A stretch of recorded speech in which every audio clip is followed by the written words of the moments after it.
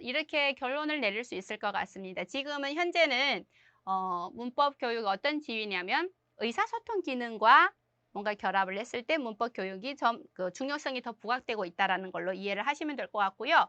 자, 그러면 이 문법 교육이 필요하냐, 필요하지 않느냐, 이게 시대의 흐름에 따라서 약간의 변화를 보여주고 있는데요. 이제 처음에 보시면 90년대 초가 아니고 70년대 초가 되죠. 자, 정확성보다 유창성을 중시하는 의사소통 교수법이 막 탄생했을 때예요.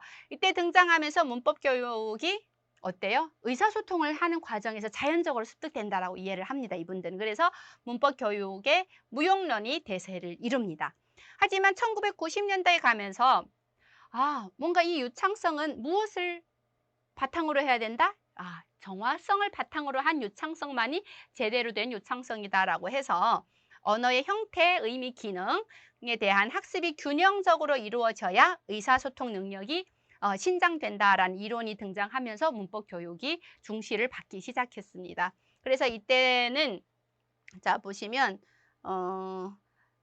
왜 이런 내용이 나왔을까요? 이렇게 무용론이 등장하면서 계속 의사소통만 시켰는데 오류가 생기고 화석화가 되면서 더 이상의 업그레이드가 안 됐는데 그때 입력한 문법이 자 이렇게 의미, 형태, 기능이 학습이 이루어졌을 때 다시 신장이 되더라라는 것이 증명이 되었습니다. 그래서 문법 교육이 중시를 받기 시작했고요. 아까 말씀드렸던 의사소통 기능 속에서 문법을 교육했을 때 그것이 좀 더 중요성이 부각된다라는 내용과 같은 맥락이 되겠습니다.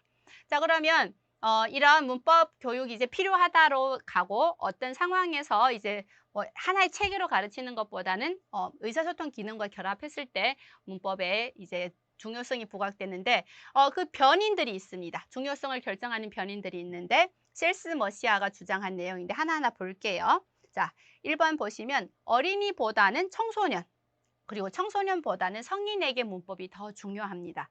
그리고 우리 한국어 교실 상황을 생각해 보면 어린이가 아닌 자 20대 대학생들부터 시작해서 성인 학습자들이 많아요. 그렇죠. 그러니까 문법 교육의 필요성이 더 부각되겠죠.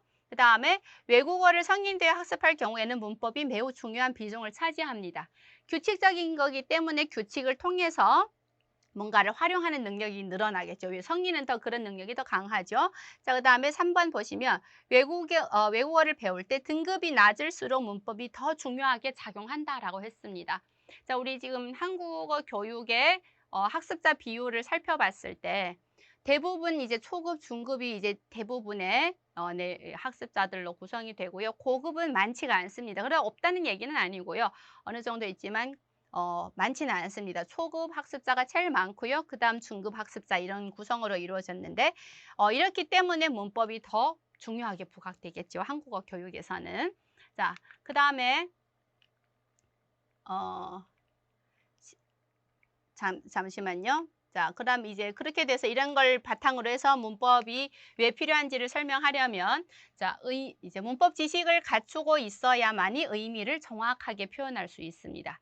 즉 유창성은 반드시 정확성을 바탕으로 해야 된다는 점 잊지 마시고요. 자, 그다음에 문법 지식을 충분히 갖고 있어야 언어를 창조적으로 사용할 수 있습니다. 자, 문법이란 뭐였어요? 유한한 규칙으로 무한한 문장을 생성해낼 수 있잖아요. 그렇죠? 그래서 창조적으로 사용할 수 있습니다. 입력된 걸로 바탕으로 하면 그것밖에 산출하지 못하고 그런 문제가 있다라는 거죠. 자, 그다음 세 번째 보시면 외국인 학습자의 경우 문법 지식을 갖추고 있어야만 다양한 상황에서 언어를 사용하면서 의사소통 능력이 향상될 수 있습니다. 그래서 의사소통 능력을 증진시키기 위해서는 신장시키기 위해서는 반드시 무엇이 필요하다?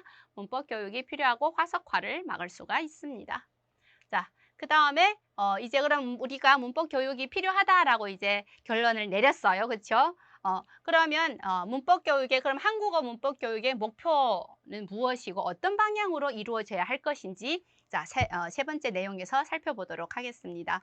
자, 먼저 문법 교육의 목표를 살펴보기 위해서는 외국어 교육, 즉 문법은 이제 외국어 교육의 한 파트가 되겠죠. 그렇죠?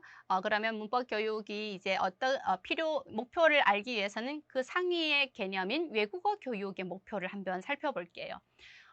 여러 가지 이제 외국어 교육은 교육자, 학습자, 문화, 환경 등등에 따라서 목표가 달리 설정되지만 기본적으로 크게 5가지로 볼 수 있습니다.